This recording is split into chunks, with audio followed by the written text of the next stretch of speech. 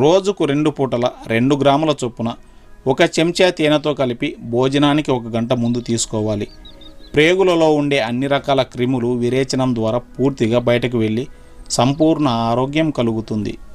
గర్భాశయంలో దోషాల వల్ల సంతానం కలగని స్త్రీలు పాలకొడిసి అన్ని భాగాల చూర్ణాన్ని తేనెతో కలిపి మెత్తగా నూరి యోని ముఖద్వారం వద్ద లేపనం చేయాలి.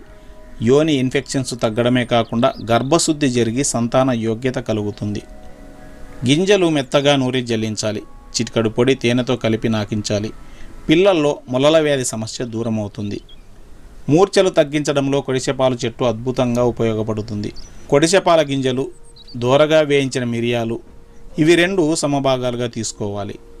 2.5 గ్రాముల ఈ పొడికి కలకండ 2.5 గ్రాములు తీసుకొని నీళ్లలో కలిపి తాగాలి. ఇలా చేస్తూ ఉంటే క్రమక్రమంగా మూర్ఛ వ్యాధి తగ్గుముఖం పడుతుంది అని సాంప్రదాయ